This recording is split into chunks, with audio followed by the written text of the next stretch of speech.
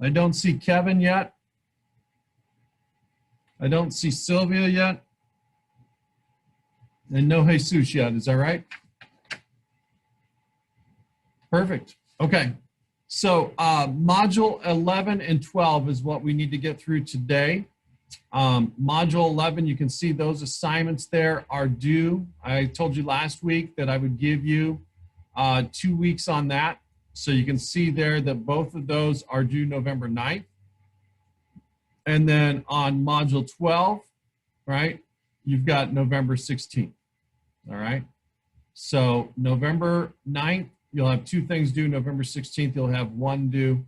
And we will go over that. So this was just basically to finish up the Industrial Revolution that we had started 2 weeks ago.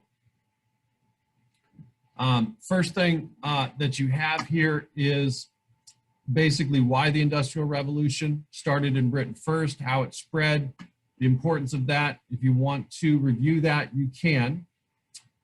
Second thing that we have here is the second half of the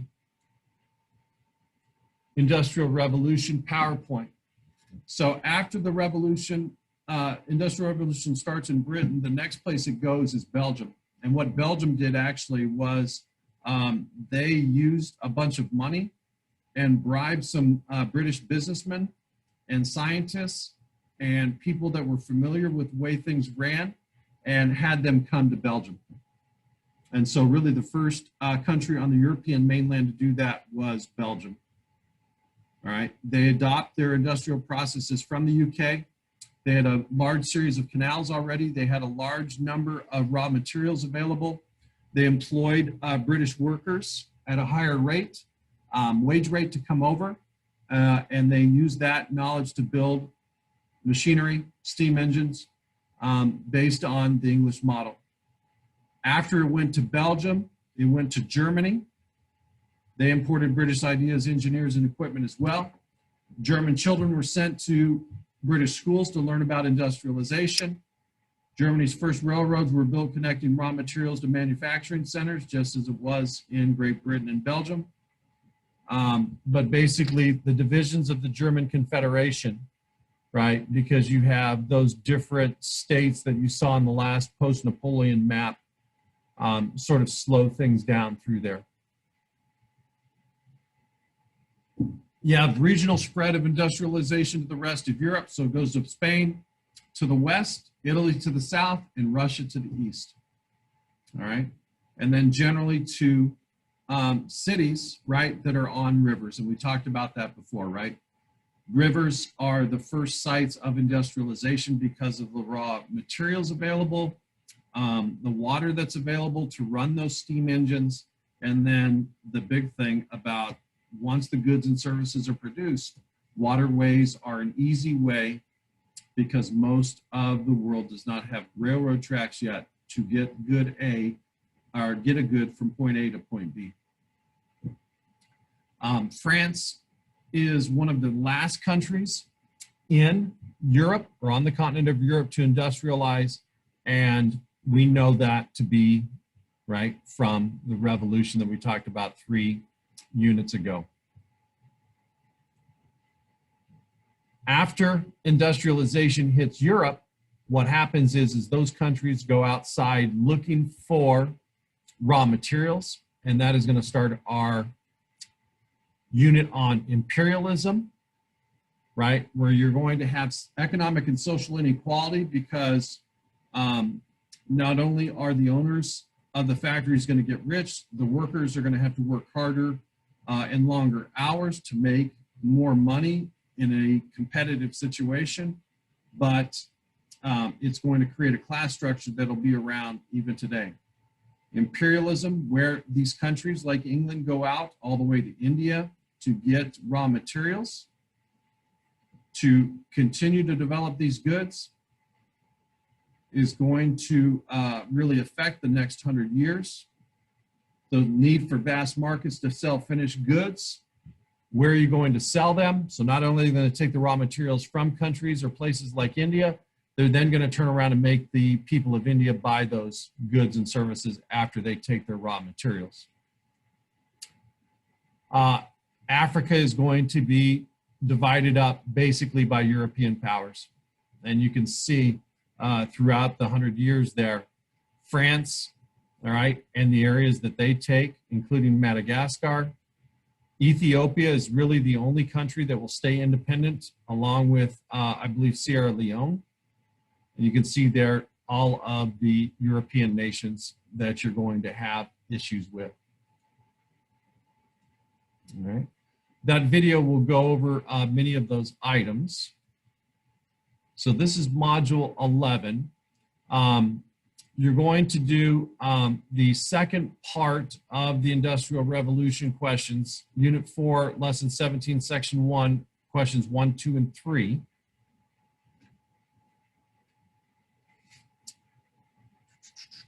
All right, and then I'm going to put this into your chat room, but we're going to do a little review on this, even though you may not have been through it, just to give you a sense of where we're at. So type in kahoot.it, and I'll send you the game pin.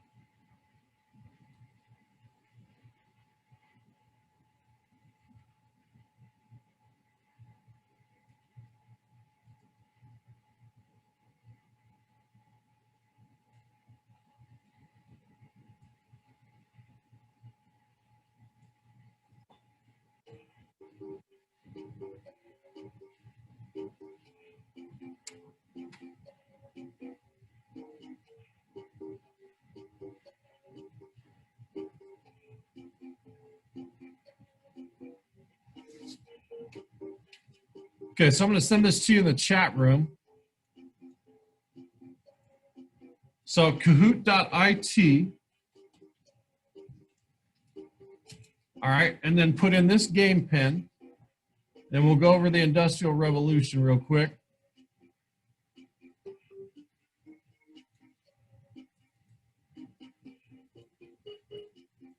So kahoot.it, and there's your game pin.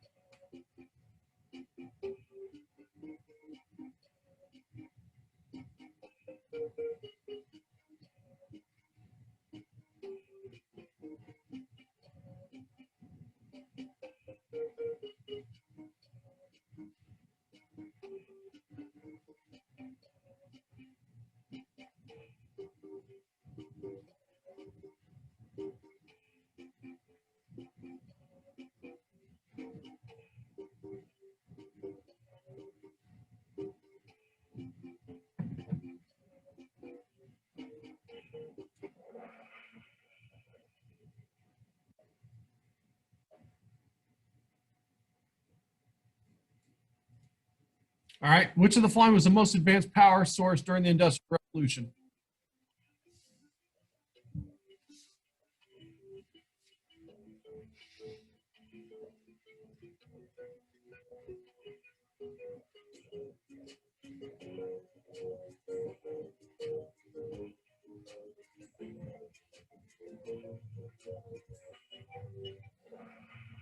Steam power. Nuclear power isn't around until after World War II, remember? Okay, inexpensive manufactured products imported to England had what effect on the colonies?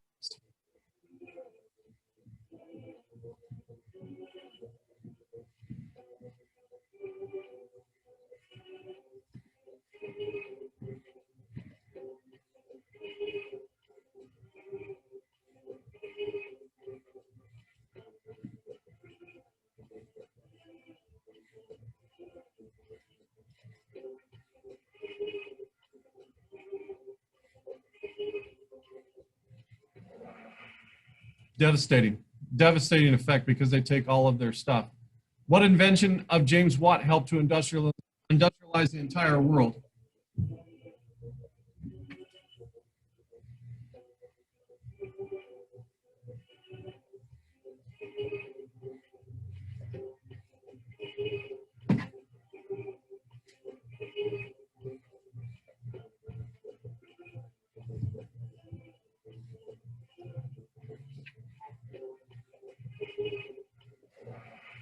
Steam engine, right? Steam engine helped industrialize the world. Engines first run off of steam and then coal later. What is the major reason that England was the first to industrialize?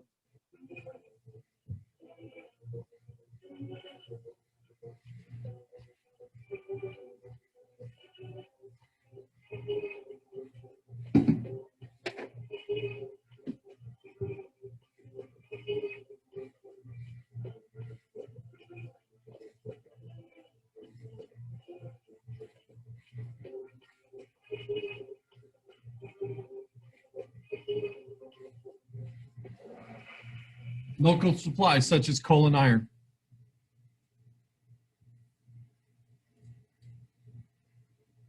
All right, which of the following was a factor in England's ability to industrialize first?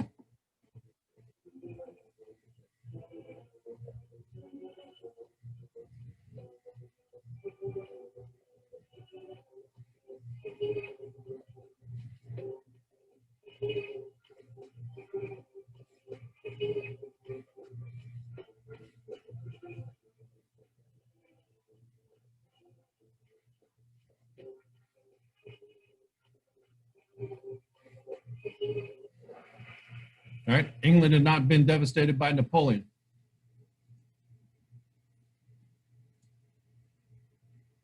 All right, agricultural revolution and this were two of the reasons that England industrializes first.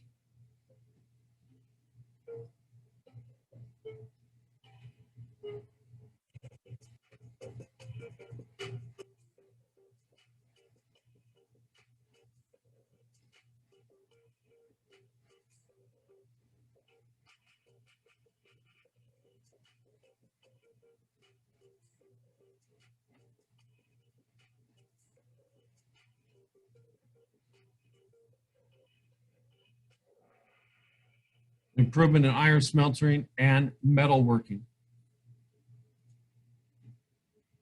All right, what time period of England was most likely to have overcrowded streets?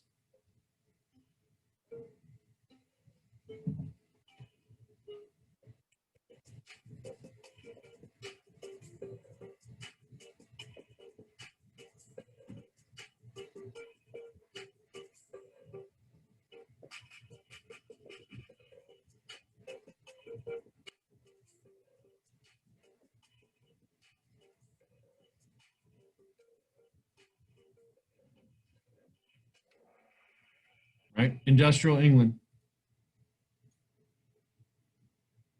How did factory workers improve their situation in industrial?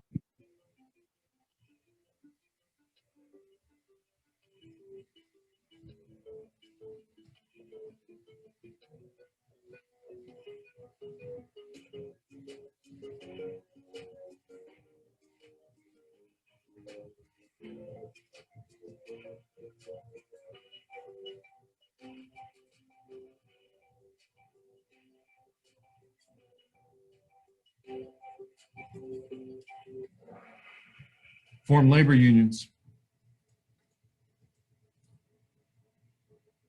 Which of the following was not true in the 18th and 19th century industrial English? So 1700s, 1800s.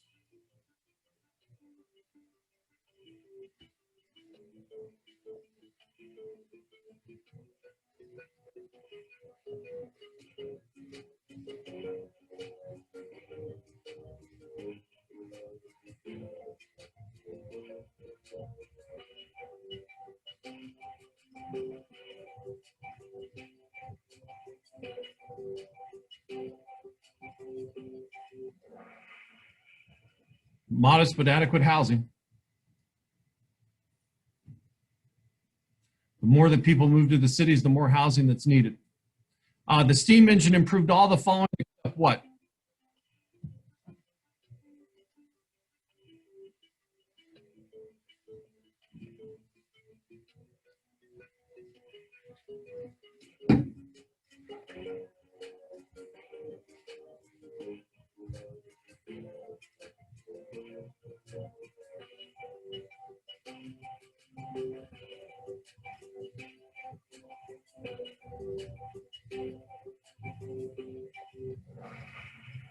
Housing, right?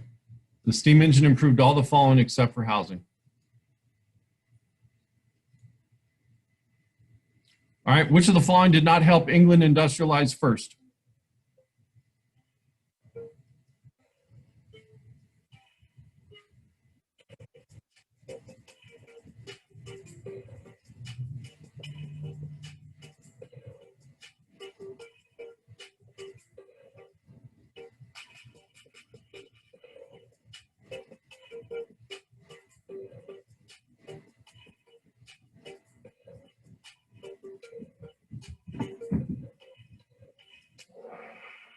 Communication developments.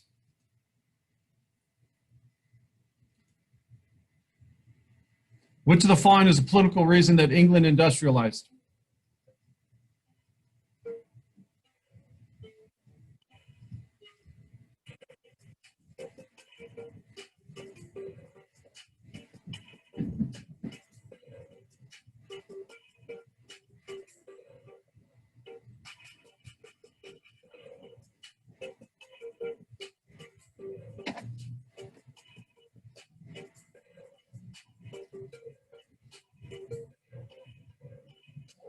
Right? The government helped industry by making an infrastructure. The government in England was very supportive of this. The enclosure movement was important because why?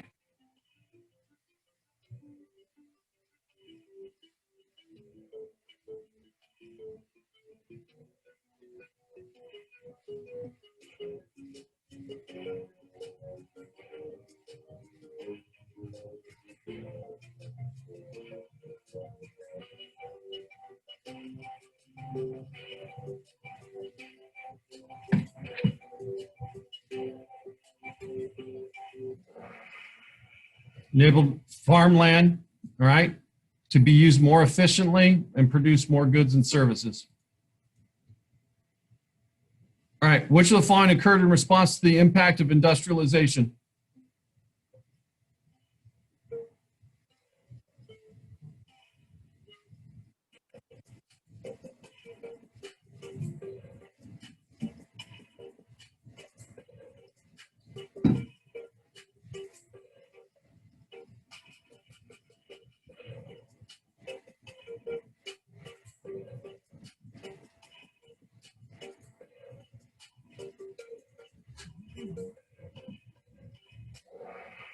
All of those are true. If you put blue, you're right, but all of those, the reform of public education, the union movement, and the reform of child and labor practices, all of those are true. In England, the enormous amount of wealth generated by the Industrial Revolution contributed to what?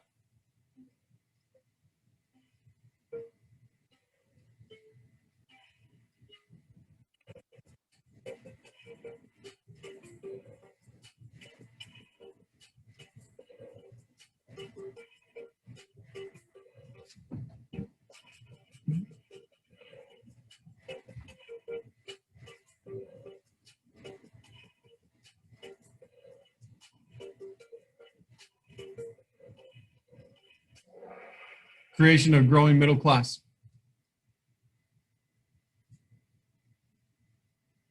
What happened or what helped England during industrialization?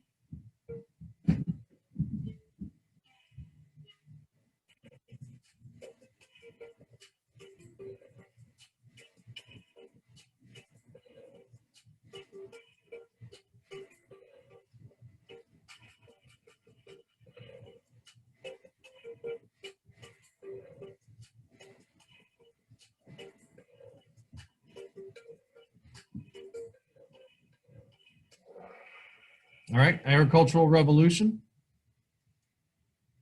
All right. All right, we'll stop just a second. Go ahead and take a 4-minute break. We'll come back and finish this up. So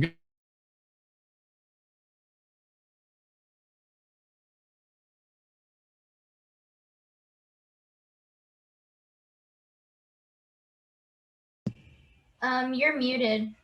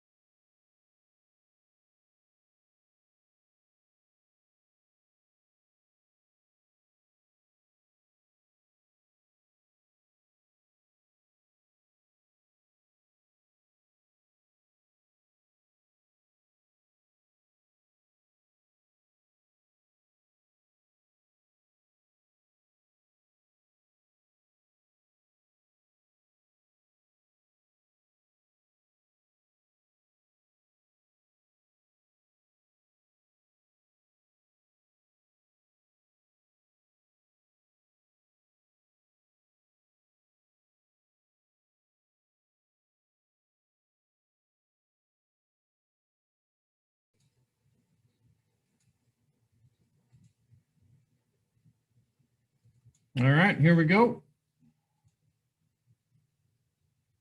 The production of factory goods causing a decline in the following means of production.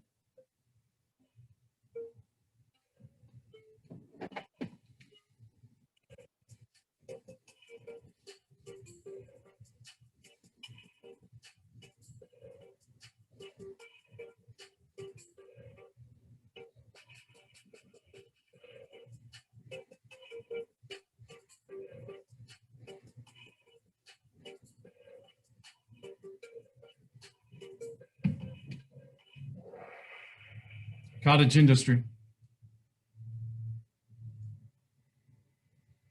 All right, what was the one effect in England of the iron process known as puddling?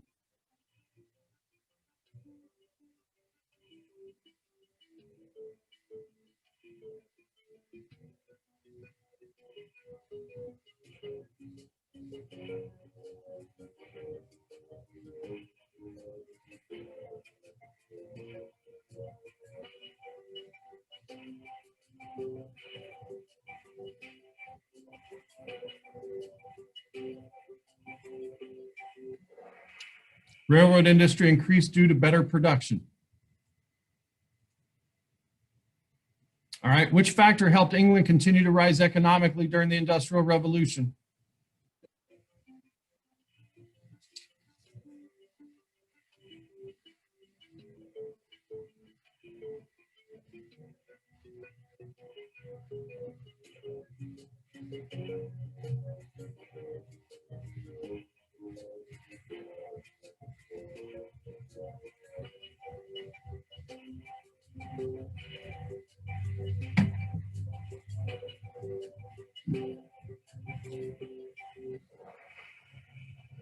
An expanding railway system. Who created the cotton gin?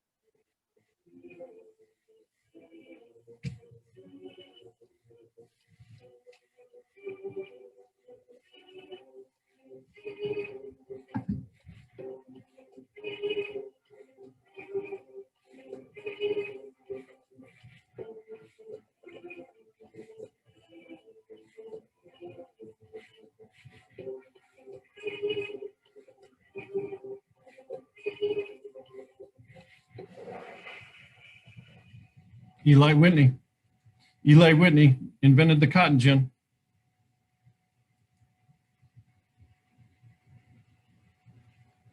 What is the best reason from the following England's industrialization?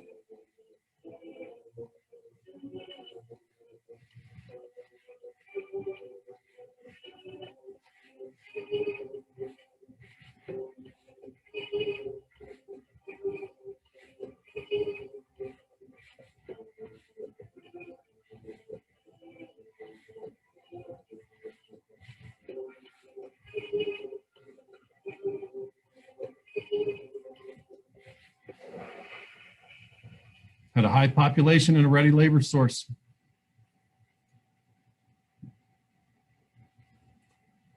What else with a high population, strong economy, and banks led to industrialization in England?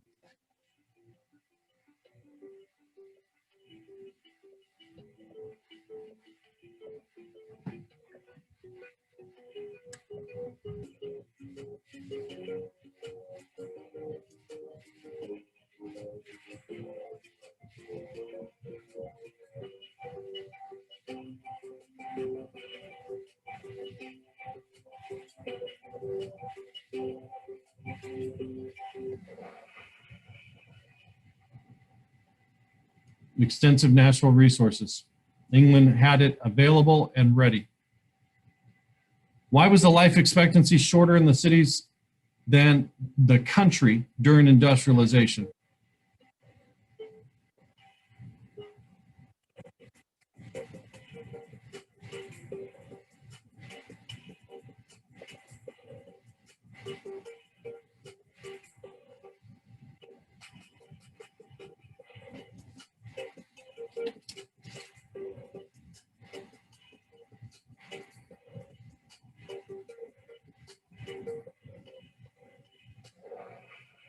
Disease. Generally, the more people you get in a confined area, the easier the disease and other ailments will spread. Which of the following did not change during the Industrial Revolution?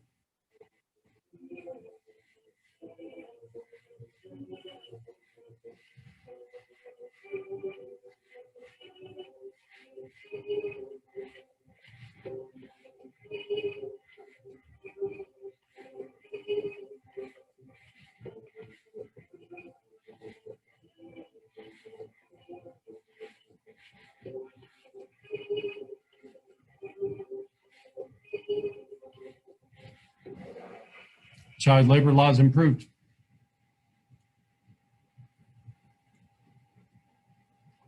Which factor best helped the Industrial Revolution in England?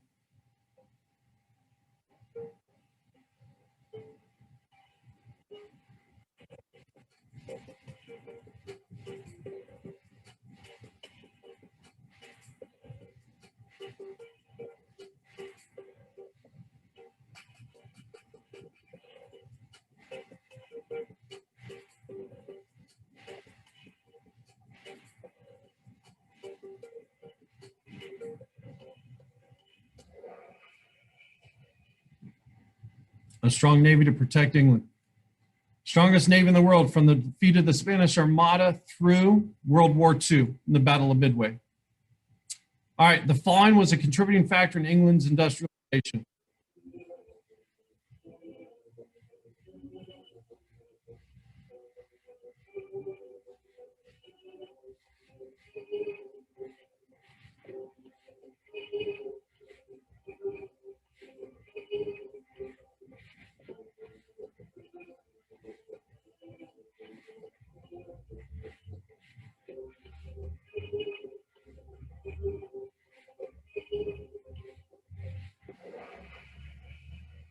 Vast colonial trade markets. Expanding into Africa as far away as India. How did industrialization bring about a rise of population in cities?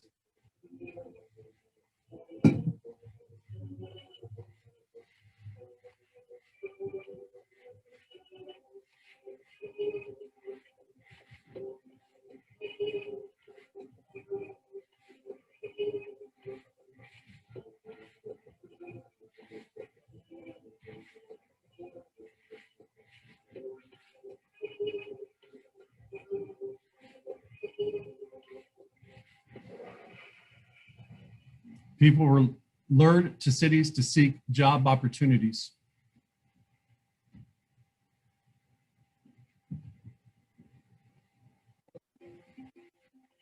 Which of Thomas Edison's inventions allowed factories to operate 24 hours a day?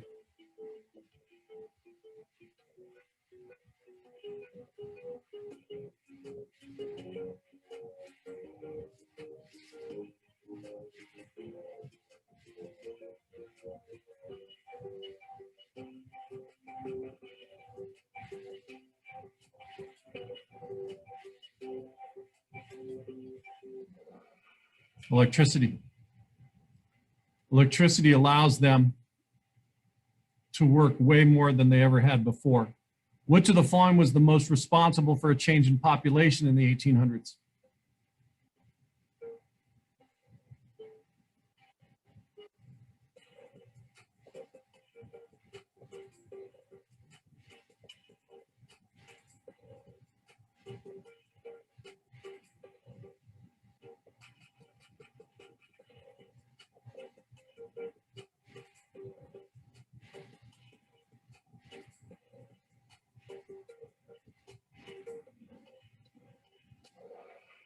Industrialization.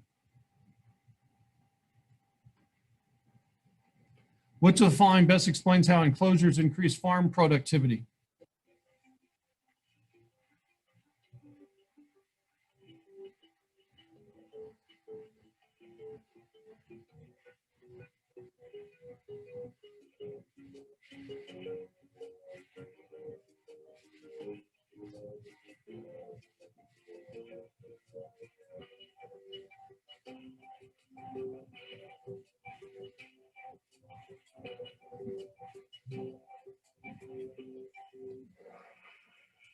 Enclosure, right? Allowed for consolidation of acreage of farms, also allowed for improved farming techniques, which led to a surplus of food, which allows for cities to grow. Advances in farming led to an increase in what?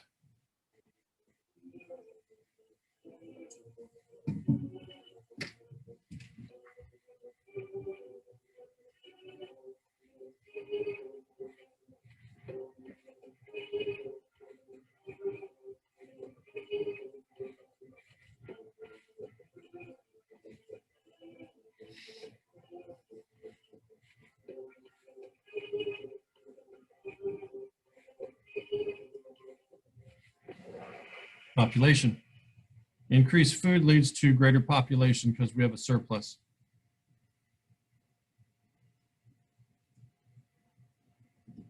New farming techniques, new tools, and what contribute greatly to the farming advancements?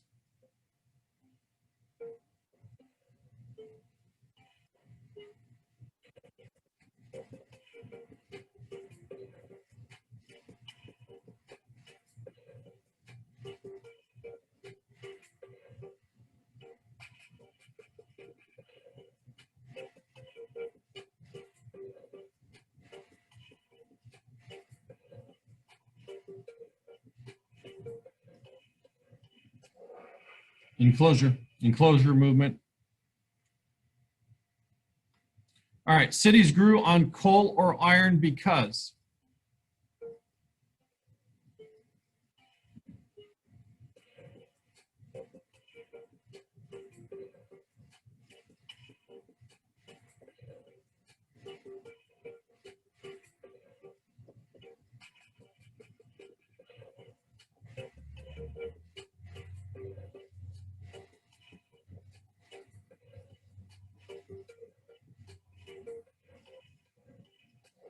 There you go.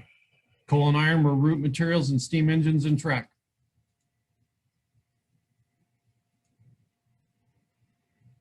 Aside from migration, what also explains the population boom in industrial cities?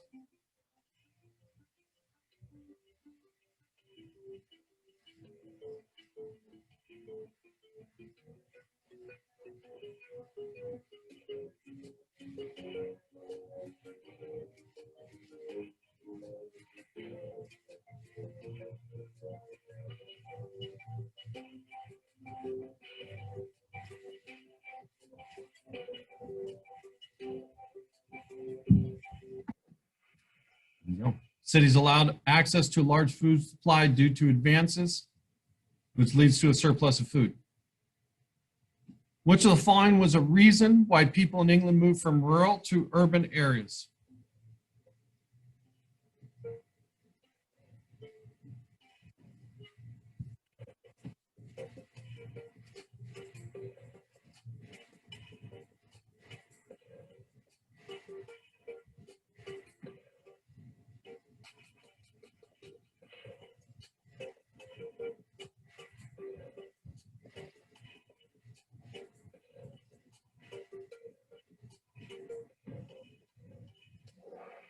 There you go. As industries increased, factory workers required more workers.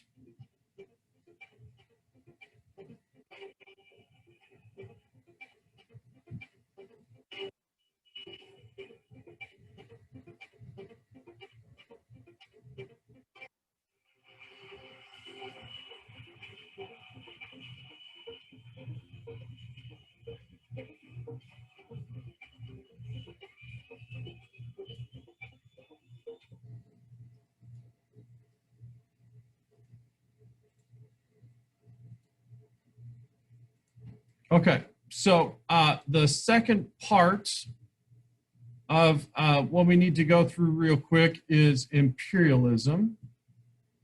And that is module 12. So if you look at imperialism, imperialism is what is going to happen after industrialization. And basically what happens is these European countries go looking for raw materials to continue to build up their industries. Africa was one of the first places they went to. Now, Africa is one of the largest continents in the world, hundreds of ethnic groups, thousands of different languages, some European control along the coast of northern Africa in earlier century, but it wasn't until 1880 that there are deeper incursions into the central and southern part of Africa. And you may ask why. Well, diamonds and gold are discovered there in the 60s and 80s. Raw materials for these European countries in their quest to become more industrialized. And then you have a lot of metals, including tin and copper, that are found there. In 1884 and 1885, 14 countries from Europe that were industrialized met in Berlin, Germany, to divide up Africa. Any control could claim a portion, but had to show control. No African rulers were invited. As I said, Liberia, Ethiopia are the only free areas that are not under European control. And so basically this starts, right, a rush of expansion, and then you're going to have countries fight over that. So European expansion in Africa, they usually have little problem with the native Africans because of weapons, the organization of troops and machines, the railway technology that they have, as well as the boat technology. As industrialization occurs across Europe, you'll see expansion into the Middle East. The Ottoman Empire, which is the second largest empire after Napoleon's France, as late as 1878. Basically, you'll see Austria to the north, Algeria to the west, Egypt to the south, Iran to the east. The Ottoman Empire loses its power because of its leader, the rise of nationalism in the specific areas that they controlled. And you'll see nationalism come about later, right? 1914, start of World War I. Geopolitics in terms of the items that European countries were looking for in terms of industrialization. And then you have the discovery of oil in Persia, right, which goes right to these steam engines, the conversion of this steam engine to coal, and then later will be gasoline. You also have the Crimean War. Russian czars wanted a warm water port. Britain and France helped the Ottomans defeat the Russians. It's the first war in which women were allowed to be nurses. This is where Florence Nightingale comes to be famous. It's also the first war that's going to be covered by newspapers, right? As imperialization continues after industrialization, you'll see the expansion into Southeast Asia and the Pacific. The Dutch, which is the country of the Netherlands, creates the Dutch East Indian Trading Company looking for oil, tin, and rubber. They take over present-day Malaysia. They created a class system, put the Dutch on top. The British are going to control present-day Singapore along with India. They wanted a harbor for their India-China shipping route. Siam is a present-day Thailand, which remained independent and provided a buffer between the French in Vietnam and the British in the other parts of Southeast Asia, including India. The French, as I said, Vietnam, and they've been in the area since the 1600s. Big thing they were looking for there is rice. And then you have the United States take over the Philippines and Hawaii looking for sugar, bananas, and pineapples. Biggest colonial expansion was by the British, though. They were the first, they were the largest and most aggressive of the European countries. They create what's called the East Indian Trading Company. Basically, they control India until 1858, and then there's a series of mutinies, but India doesn't gain its freedom or independence until the 1900s. This video here will outline and go over all of the items of imperialization. This here will give you a specific overview of Britain and India. There is a review game before the assessment. Now, in both of those review games, you can do that multiple times. Okay. So as I said, the due dates before next Monday's class, you need to have completed the second set of questions on the Industrial Revolution.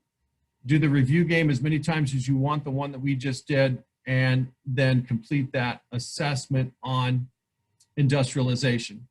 Imperialism and the growth looking for raw materials by these European nations is module 12. You have until the 16th to complete that test there. All right. So that